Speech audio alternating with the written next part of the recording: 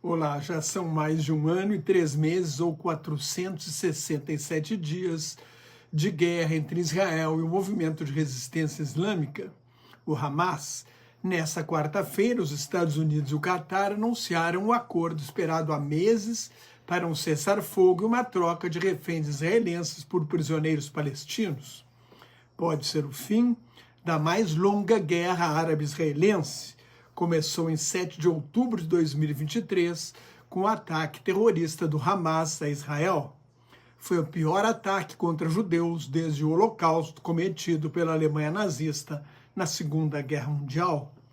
O governo do primeiro-ministro, os dois lados festejaram, mas o governo do primeiro-ministro Benjamin Netanyahu decide nesta quinta-feira se aprova o acordo. O ministro das Finanças, Bezalel Smotrich, um extremista de direita, dos mais radicais, declarou que não dá para aceitar esse acordo. A ultradireita quer ocupar e recolonizar o norte da faixa de Gaza e estimular a imigração dos palestinos, mas é certo que o governo israelense terá o apoio de parte da oposição para libertar os reféns e acabar com a guerra. Pelo menos 1.200 israelenses e estrangeiros que estavam em Israel foram mortos em 7 de outubro e outros 405 na guerra em Gaza. 251 foram sequestrados em 7 de outubro, restam 94 em poder dos terroristas. De acordo com Hamas, mais de 46.500 palestinos foram mortos em Gaza. Cerca de 70% dos mortos eram mulheres e crianças. Há estimativas de que este número possa ser maior, 40% maior, de acordo com um estudo publicado na revista médica The Lancet, porque milhares de vítimas soterradas não teriam sido contadas.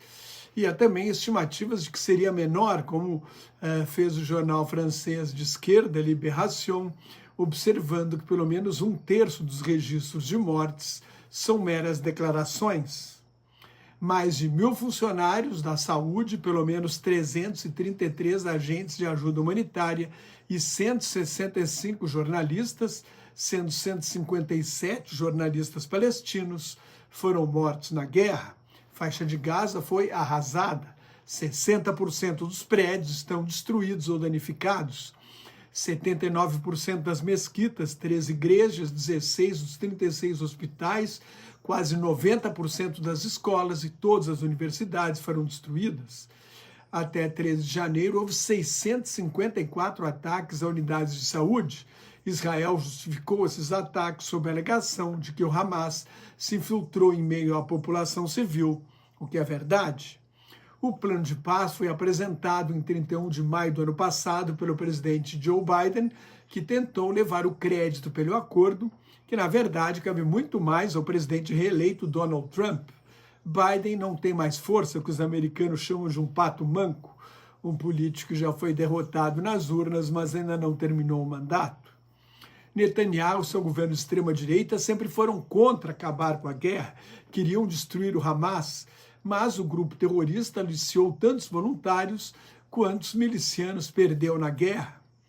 Desde maio, Biden tenta convencer Netanyahu a acabar com a guerra, alegando que o Hamas não teria mais condições de lançar um ataque como em 7 de outubro de 2023.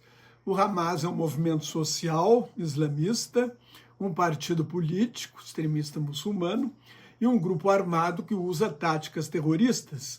Não pode ser superado a não ser por um movimento político que atenda melhor aos interesses do povo palestino e marginalize as propostas do Hamas.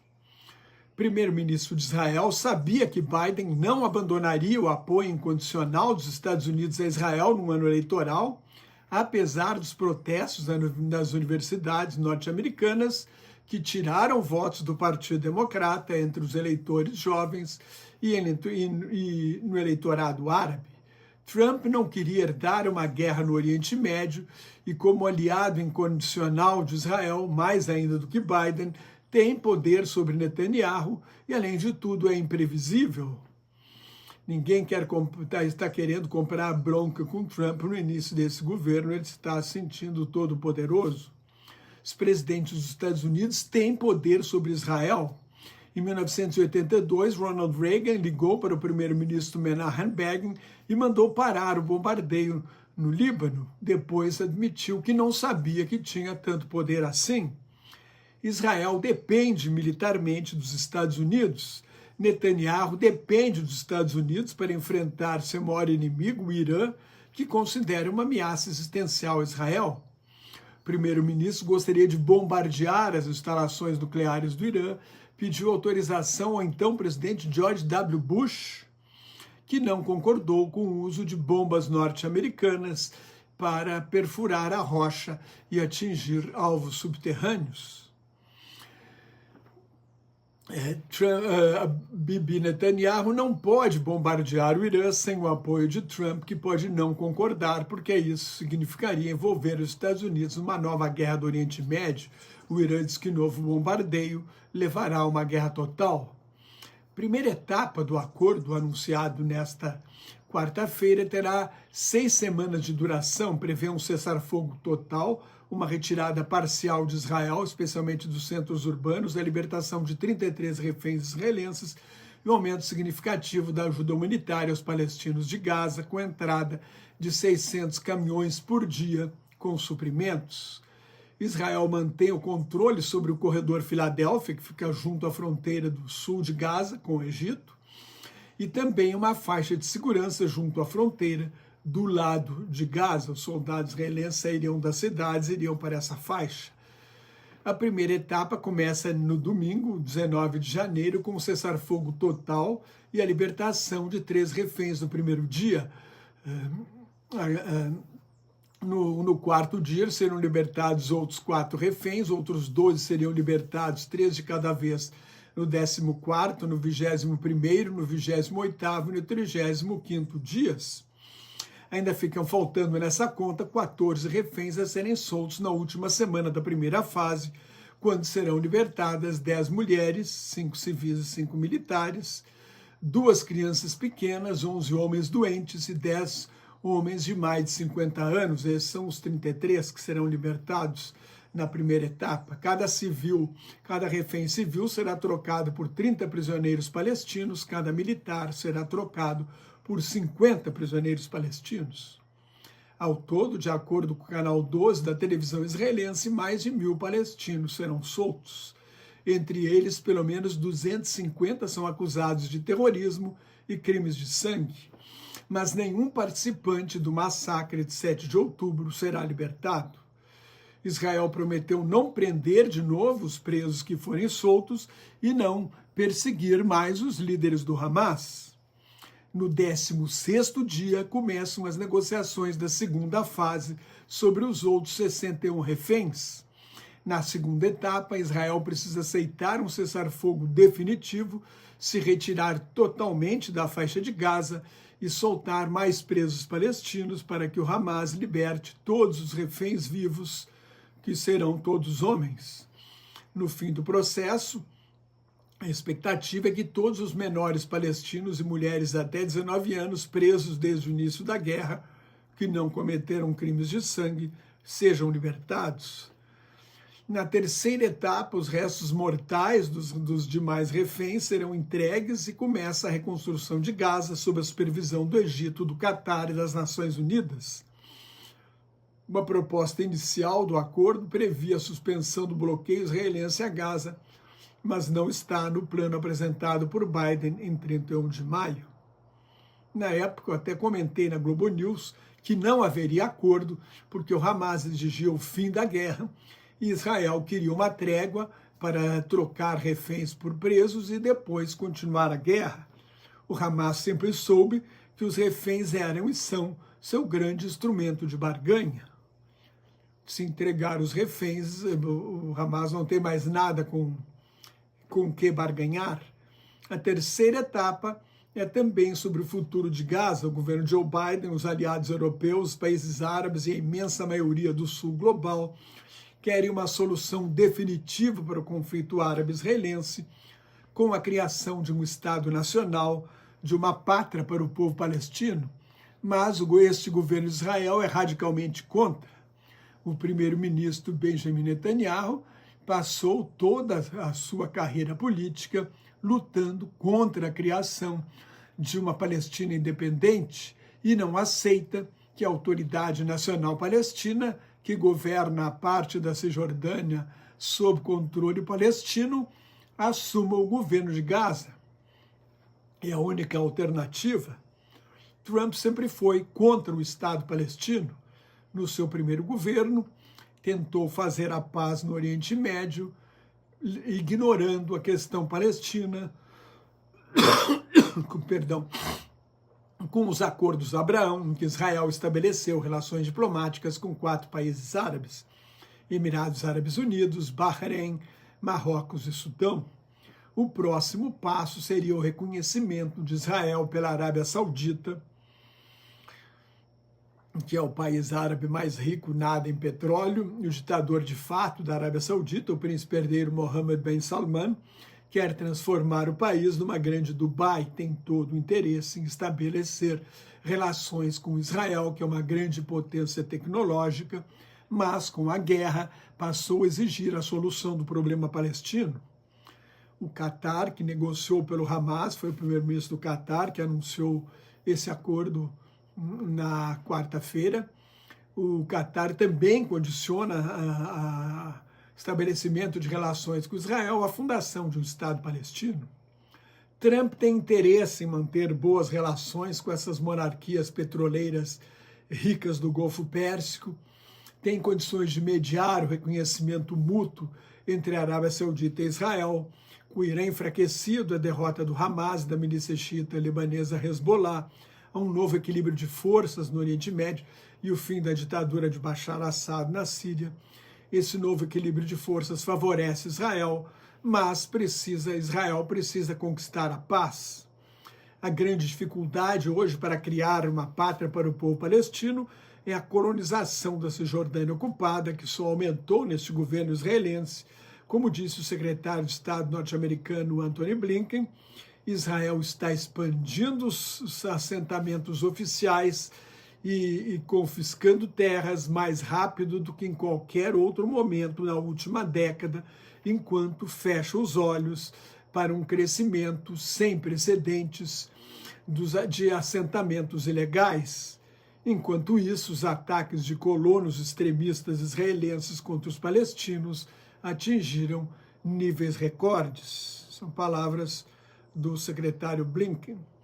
Hoje há mais de 700 mil palestinos na Cisjordânia, onde este governo, incluindo o setor árabe de Jerusalém, e este governo mais extremista da história de Israel, acelerou a política de anexação, só que uma anexação formal exigiria dar cidadania a 3 milhões de palestinos, ou seja, seriam cidadãos de segunda classe ou mudariam completamente o panorama político israelense. Ou haveria um regime de apartheid, como na ditadura da minoria branca na África do Sul, antes da posse de Nelson Mandela e do governo da maioria negra, ou seria necessária uma limpeza étnica para expulsar ou forçar a imigração de grande parte da população palestina e assim consolidar a anexação da Cisjordânia. O acordo de cessar-fogo, ou mesmo uma paz definitiva, não acaba com os processos que correm em tribunais por causa da guerra em Gaza. A África do Sul recorreu ao Tribunal Internacional de Justiça da ONU, com sede em Haia, nos Países Baixos, para acusar Israel de genocídio contra o povo palestino. Pelo menos 15 países, inclusive o Brasil, apoiam a ação sul-africana. A Corte da ONU admitiu o processo, ou seja, admitiu que há um caso a ser julgado, e ordenou Israel a tomar medidas para proteger a população civil, medidas essas que foram ignoradas. Mas o julgamento final do caso ainda pode demorar. Israel pode ser acusado de 3 crimes de guerra, ataques indiscriminados sem distinguir combatentes de civis, usar a fome como arma de guerra e forçar o movimento de populações civis inocentes. 87% dos 2.300.000 habitantes de Gaza tiveram de sair de casa em algum momento e fugir em algum momento desta guerra.